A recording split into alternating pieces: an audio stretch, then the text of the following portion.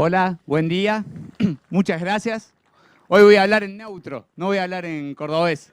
Lo estuve practicando. Buen día, ¿cómo les va? Bueno, lo que vamos a hacer ahora es un poco de hacer un repaso rápido por las principales reservas que hacemos acá en Argentina. Y vamos a arrancar viendo esta figura, que es un acoplado mixer, en este caso un Mainero 2932, que también lo van a ver después en dinámica. Pero un poco lo que le queremos reflejar es que hoy, cuando hablamos de forrajes conservados, ya no hablamos como hace 20 años, 25 años atrás, cuando se empezó a trabajar, cuando el INTA empezó con los primeros pasos a difundir el forraje conservado, donde se hacían solamente unas 80.000 hectáreas de silaje de maíz. Hoy, en Argentina, el año pasado superamos las 2 millones de hectáreas de silaje, 1,5 millones de hectáreas de silaje de maíz. Argentina en este momento edifica casi 1 millón de hectáreas de alfalfa, tenemos 3.200.000 hectáreas de alfalfa. Entonces, un poco lo que hemos visto es que ya no pensamos en aprovechar los forrajes del verano, los excedentes del verano, para cubrir un bache forrajero del invierno, sino lo que pensamos es en la época de producción de esos forrajes, en esta época que estamos en plena campaña de picado. Lo que buscamos es hacer las reservas que vamos a utilizar a lo largo de todo el año. Y la vamos a utilizar adentro de esa máquina, que es un acoplado mixer. Y lo que vamos a buscar es que la vaca, que en sí es la que nos va a dar leche y nos va a dar carne, pueda comer a bocado lleno, pueda comer una dieta que esté balanceada en fibra, en energía, en proteína. O sea, que nosotros le pongamos todos los ingredientes dentro de ese acoplado mixer y podamos ser los más eficientes que buscamos. Así que bueno, un poco lo que tenemos que pensar el concepto es, vamos a buscar la eficiencia y siempre tratando de ver la ración que vamos a producir. Hoy ya, ustedes saben, el año pasado fue una campaña muy dura, con una sequía muy severa en todo el país, una sequía muy marcada en diciembre y en febrero, que son la época de floración de principalmente del maíz, que entonces nos afectó a los maíces de primera y los maíces de segunda, y escasearon mucho las reservas, por eso aumentó tanta la superficie de picado, porque hubo que hacer mucho más hectáreas para cumplir con ese déficit que nos daba la falta de materia seca, la falta de producción de los cultivos. Pero bueno, este año tenemos otra oportunidad. En sí ha sido un año muy llovedor, que los rendimientos están siendo muy buenos. Como decía Gastón, tenemos zonas críticas. Acá llovieron 350 milímetros en enero, que eso hace que se levanten las napas, que tengamos problemas con las pasturas de alfalfa. Pero bueno, en general tenemos una oportunidad y tenemos que pensar, cuando vamos a hacer la reserva, ya no pensamos en que vamos a hacer el silaje para todo el año. Tenemos que pensar que vamos a hacer el silaje para 1 año y 3 meses o 1 año y 5 meses, porque no sabemos cómo va a venir la campaña que viene. Entonces tenemos que ir planificándolo y hacer esas reservas que nos va a permitir estabilizar nuestro sistema y poder empezar a ser más estables también en la producción de leche o de carne que vayamos a hacer. Bueno, vamos a arrancar un poco por lo que dijimos que era el principal el forraje conservado que tenemos en Argentina, que es el silaje de maíz. Por la relación precio-producto que tiene, es el forraje de excelencia que usamos en la mayoría de las dietas. Hoy el 40, el 50, el 60% de las dietas está hecho en base a este forraje. Pero bueno, tenemos que ser muy eficientes y ahora estamos en plena campaña, estamos terminando de picar los maíces de primera, después seguramente picaremos los sorgos y las alfalfas y después se volverá a picar los maíces de siembra más tardía. Pero es el momento donde tenemos que ser muy precisos y ser muy conscientes, porque en este momento estamos confeccionando lo que decíamos recién, la reserva para todo el año. Entonces, hacer bien las cosas en este momento nos va a dar mucho resultado y mucho impacto en nuestro sistema. Ustedes saben, para hacer un silaje tenemos lo podemos dividir en 5 fases o 5 etapas bien marcadas. La primera es esta, la fase 1, que es la fase que nosotros llamamos respiración aeróbica. Pero para hacerla simple, es la fase que hace el picador. Es cuando nosotros recibimos el picador en el campo y arranca cuando se mete la picadora en el lote, que es lo que vamos a ver después en la dinámica, hasta que lo compactamos en los silos aéreos o lo metemos adentro del silo bolsa y queda totalmente compactado. O sea, es toda la etapa donde hay presencia de oxígeno, donde el forraje está en presencia de oxígeno. Y bueno, un poco es un momento fundamental donde hay muchas cosas que debemos ajustar. Una que es clave es determinar el momento de materia seca. Eso por ahí tenemos que días previos ir a hacer un seguimiento. Nosotros sabemos cuál es la fecha de siembra. Gastón, con la gente de AgroService, te puede dar el ciclo de cultivo de ese híbrido, o sea que se puede estimar, pero obviamente estamos a campo, tenemos una producción a cielo abierto y eso va variando. Entonces, nosotros días previos tenemos que ir terminando la materia seca, cortando algunas plantas del lote, la podemos meter en un microondas, en una estufa y ir viendo cómo evoluciona la materia seca para llegar en el momento que nosotros estamos buscando. A algunos les va a gustar con 35% de materia seca, a otros con 40% de materia seca. Pero tenemos que ir preveyendo y ir también trabajando con el contratista, con el turno. Son todas cosas que hay que ajustar en la previa para que la máquina llegue en el momento que nosotros estamos buscando. Otro punto fundamental también es estar presente en ese momento, porque es clave. En ese momento podemos definir muchos aspectos. Ustedes saben que en esta situación, con falta de piso, muchas veces no vamos a entrar donde el momento que nosotros queremos, sino en el momento que podamos. Y más que con las lluvias, que ahora febrero está medio cortado, pero no tenemos muchas posibilidades y por ahí el picador se va atrasando con todos los turnos y llega en un momento más tardío. Entonces puede suceder que entre a picar en un momento donde estamos más pasados que nosotros queremos. Entonces, si estamos con un cultivo que está en estado de materia seca más avanzado, por ahí lo que tenemos que hacer es bajar la altura de picado, bajarla a 15, para de esa forma poder aprovechar la humedad que nos da la parte basal de la planta. Todo lo contrario, si estamos en un cultivo que está en estado de madurez o más prematuros o tenemos menos cantidad de materia seca. Igual en la zona del lote donde nosotros determinamos que hay malezas, también se recomienda levantar la altura de corte 25 o 30 centímetros para no meter esas malezas que son de muy baja calidad y nos va a traer muchos problemas en el forraje que nosotros estamos confeccionando.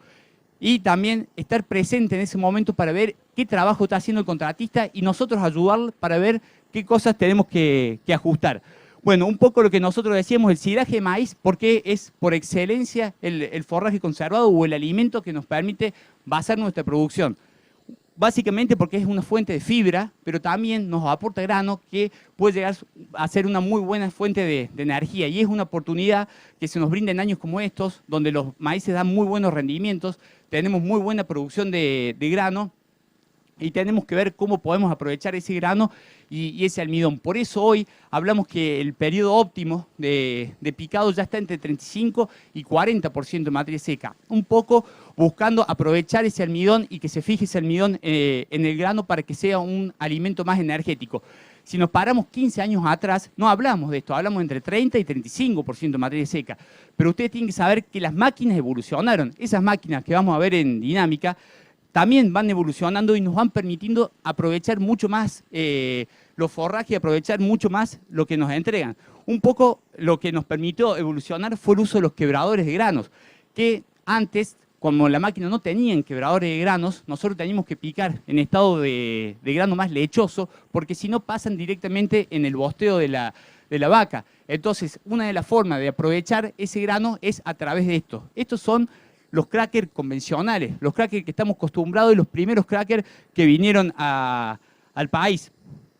Obviamente, una cosa que tenemos que tener siempre en claro es que el uso de los crackers aumenta el consumo de combustible, lo aumenta en un 20, 25 o hasta un 30% cuando superamos el 40% de materia seca, o sea, cuando el grano ya está duro, y también baja la capacidad de trabajo de la máquina, la baja un 10, un 15%. Entonces, tenemos que saber que ese es un servicio que lo tenemos que pagar, que nos va a aumentar la productividad y no es un gasto, es una inversión que nosotros tenemos que hacer para aprovechar al máximo ese lote que estamos picando. Pero también esto sigue evolucionando y ya tenemos los crackers de segunda generación y no tenemos uno solo como puede ser, ustedes ven abajo, es el cracker convencional, longitudinal, que conocemos de hace muchos años y nos permite trabajar muy bien en 38, 39% de materia seca. Hoy ya tenemos crackers que nos permiten, como puede ser el Sherlock, que cuando lo testeamos permite trabajar muy bien en 50% de materia seca, con una planta seca y con un grano totalmente duro. Capaz que agronómicamente no sea lo mejor, pero muchas veces nosotros no podemos dominar eso y entramos a un lote que está totalmente pasado, que no pudimos entrar por la falta de piso, porque el picador se fue atrasando mucho con los turnos, porque por ahí fue un lote de cola.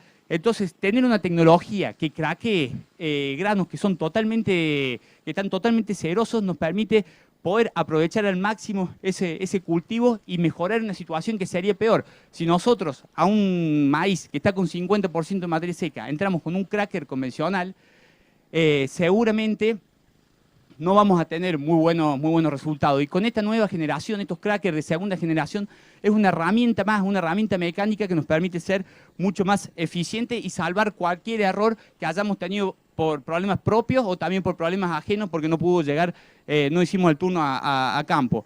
Otra cosa fundamental es que estemos presentes en el momento del picado. Eso que ven ahí es un separador de partículas, son 3 cajones, después se los vamos a estar mostrando, después en las dinámicas a campo vamos a hacer una demostración, que lo que hacemos es tomamos una muestrita y lo zarandeamos. Son 4 cajones, tienen un orificio de 18 milímetros superior, después tenemos otro de 8, otro más chico, en el caso de los mixers, y uno ciego. ¿Esto qué nos permite? Nos permite ver, evaluar el largo de fibra.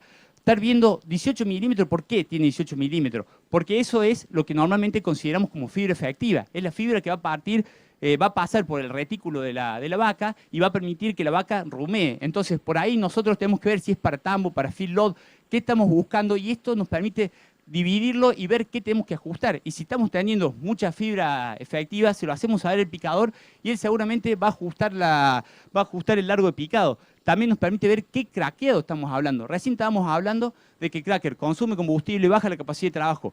El cracker puede estar activado, pero puede estar demasiado abierto y no está haciendo el efecto que nosotros buscamos. O también puede estar con un desgaste muy importante que tampoco le permite trabajar bien. Entonces tenemos que estar presentes, por más que esté el cracker activado, y ver si el trabajo que nosotros estamos pagando es el trabajo que se está realizando. Entonces son cosas que podemos ver. Otro punto fundamental es esto, es ver si el corte que se efectúa es el que nosotros buscamos. Si empezamos a ver mucho deshilachado, seguramente a esas cuchillas le está faltando una afilada. Ustedes saben que por ahí lo recomendable es hacer varias afiladas durante el día para mantener siempre el corte efectivo. Entonces, esa información que si nosotros como productores estamos presentes en el campo, se las vamos acercando al contratista y se pueden ajustar. Y no se olviden que en ese día de picado, en ese día estamos definiendo por ahí la suerte de todo un año de trabajo. Otro punto fundamental que nosotros trabajamos mucho es bajar las pérdidas, no solamente en la calidad del forraje, sino en la cantidad. Y este es un punto donde se está mejorando mucho. Cualquier Jaguar de las que ustedes pueden ver acá ya tiene un sistema de una cámara que va detectando, escanea la batea del carro forrajero y hace que no volquemos afuera. Las pérdidas en cantidad que normalmente dejamos muchas veces no la apreciamos. Es un costo oculto y por ahí porque necesitamos picar el lote, no nos damos cuenta, pero son pérdidas muy cuantiosas y eso es lo que se está tratando de ajustar, un poco a través de la tecnología, como son las cámaras, pero también a veces con otro tipo de soluciones, como ven abajo, que esa se ve mucho en California, donde hay mucha contaminación y no se puede hacer muchos polvos, que lo que hacen, le ponen un sobretecho a las bateas de los camiones para que sea preciso el chorro y nunca estemos largando. Y cuando hace la cabecera, son descapotables, se levanta ese techo que es una lona y luego se vuelve a poner. Entonces, bueno, son soluciones que muchas ya también tenemos disponibles acá en Argentina con la tecnología que nos ofrecen las máquinas nuevas, pero que tenemos que ser conscientes y tratar de utilizarlas. Si tenemos esa herramienta, hay que tratar de utilizarlas al máximo. Todo eso hablamos y es la fase 1. Dijimos que eran 5. O sea, hablamos de todo el proceso aeróbico, pero que es una fase clave donde viene el contratista, hace su trabajo y donde nosotros tenemos que estar presentes. Después viene la fase 2, que es donde empieza la fermentación. Ustedes saben que el silaje es un método de conservación químico, o sea, es como si hiciéramos picle. Lo que hacemos es acidificamos ese medio, se hace tan ácido que ahí no puede sobrevivir ningún hongo, ninguna bacteria. Lo que buscamos es bajar el pH, hacer algo ácido. Y bueno, una vez que nosotros liberamos el oxígeno, lo metemos dentro de la bolsa, acá es donde arranca el proceso de fermentación. Primero una fermentación anaeróbica que dura de 48 a 72 horas y después una fermentación láctica que es la que nosotros más buscamos porque nos permite bajar el pH a 4, o sea, que sea bien ácido, que sea un buen picle. Acá no tenemos mucho para hacer, o sea, esto vamos a depender que el contratista nos haya hecho una muy buena compactación, que tenga una muy buena embolsadora. o haga un buen pisado con los tractores. Y la herramienta que tenemos para mejorar esto es usar inoculantes. Los inoculantes trabajan en este momento insertando adentro del silo, ya sea bacterias o enzimas, o también sustrato, para que esto se produzca en forma más rápida. Cuanto más rápido se produzca esto, más eficiente, porque esa baja del pH se da produciendo ácido, pero ese ácido se produce a partir de los nutrientes del silo. Entonces, si nosotros eso lo hacemos muy largo, las bacterias se comen muchos nutrientes que en vez de aprovecharlo la vaca, la vamos a aprovechar ahí en el silo. Entonces, esto tiene que ser rápido y es la mejor forma de hacerlo eficiente. La cuarta etapa es cuando el silo quede estabilizado. Si nosotros mantenemos esa hermeticidad por el tiempo, lo podemos tener el tiempo que querramos. Por eso decimos que el silo es una herramienta que nos permite guardarla un año y medio. En INTA tenemos silos de muy larga trayectoria y cuando se abren está en perfecto estado. Obviamente, la bolsa siempre sana y con todos los cuidados que eso requiere. Otro punto, decíamos recién, la embolsadora. El 70% de los silos que hacemos en Argentina lo hacemos en formato de silo bolsa. Nosotros siempre decimos que como el silaje sobre todo de maíz, es para la ganadería como la siembra directa para la agricultura. Es lo que potenció y permitió levantar mucho la ganadería y bajar los costos. Y esto es como el glifosato, el silo bolsa. Es una herramienta que nos permite hacer silo muy buena calidad con baja cantidad de máquinas. Ahora, también tenemos que ser muy conscientes y ayudar al contratista. ¿A dónde vamos a armar la bolsa? Primero definir un lugar alto, con buen escurrimiento, pero que ese lugar esté preparado, esté compactado, que no tenga muchas malezas. Y si tiene malezas, no las cortemos el día anterior para que queden con los tallos hacia arriba y sea agresivo para que se rompa la bolsa. Tiene que ser un lugar plano y que permita que la embolsadora trabaje normalmente, que el freno de la embolsadora pueda trabajar como lo estamos buscando, porque si la embolsadora se traba por un desperfecto del terreno, es donde empezamos a ver arriba ese pianito que no buscamos. Entonces, es un lugar que tenemos que tener preparado y son cosas que las tenemos que hacer con antelación para que el contratista haga su mejor partido y pueda jugar como quiere. Le tenemos que preparar la cancha para que el tipo venga y juegue.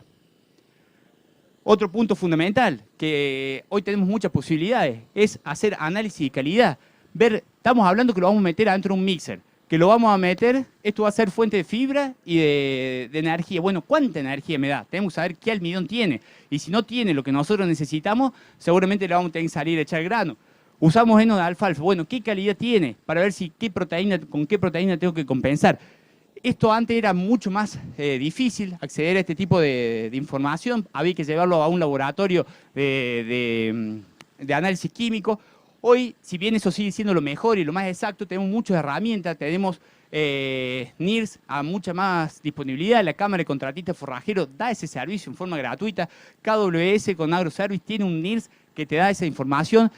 Y tienen sobre todo en maíz, tiene una exactitud bastante importante que nos permite ajustar un poco la dieta. Entonces, es información que la tenemos que buscar, nos tenemos que hacer por ahí, asesorar por algún nutricionista, pero nos va a ayudar mucho a bajar nuestros costos y a aprovechar lo máximo posible ese silo que estamos haciendo. Y esta es la quinta etapa, que es la peor. Acá se produce el 40% de las pérdidas. Dijimos, había 5. Esta es la quinta, que es cuando nosotros metemos la pala y hacemos la carga del mixer o la carga del cargo forrajero o lo damos de comer a los animales. Normalmente lo que hacemos es un ataque frontal del silo, con lo cual ya estamos rompiendo embrague, estamos castigando bastante el tractor, pero también tenemos que ser conscientes que estamos rompiendo esa estructura que tanto nos costó formar, esa estructura que tanto le exigimos al contratista, le medimos que tenga 10% de estiramiento de la bolsa, pero después no somos conscientes de lo que hacemos nosotros. Cuando rompemos estructura, lo que hacemos es que empezamos la etapa 1, reingresan bacterias y hongos que son aeróbicos y empiezan a consumirse esos ácidos que tiene el silo. Entonces, ahí en invierno empezamos a ver el calor, empezamos a ver silos con fiebre, nosotros le decimos, porque no tienen 36, 37 grados, empiezan a tener 38, 39, 40 grados.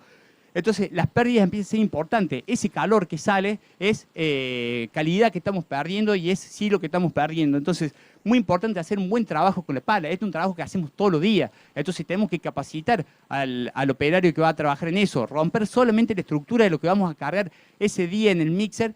Y bueno, es una forma un punto clave que tenemos que ajustar. No sé, con el tiempo, ¿cómo estamos? ¿Sigo? Vamos al otro gran forraje. Vimos un poco lo que es el silo, que en un sistema de tambos nos lleva el 60% de la dieta. Y ahora nos vamos a la nidificación de alfalfa, sobre todo, que nos lleva, por ejemplo, en una dieta lechera, un 15, un 10, un 15% según la categoría. Lo que es el silaje de la nidificación de alfalfa, donde puede ser un rollo, un megafardo, en el formato que ustedes crean. Un poco para que ustedes tomen conciencia, recién hablamos de un método de conservación químico, un método de conservación húmedo, con buena cantidad de humedad. O sea, estamos metiendo un producto que tiene 50, 55, 60% de humedad adentro de la bolsa. Ahora vamos todo lo contrario, vamos a un método de conservación seco.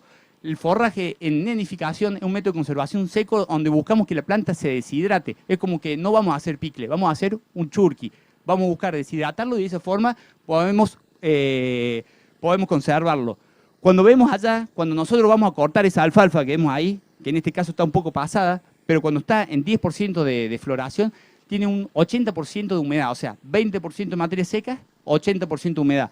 Y nosotros tenemos que secarla, cortarla y que se seque para guardarla con menos de 20% de humedad. Tenemos que secarla. Y bueno, redondeando, bueno, entonces, esto es lo más importante. Así que, no. Bueno, un poco los conceptos básicos es cortar también. Lo que buscamos es cortar en el momento oportuno.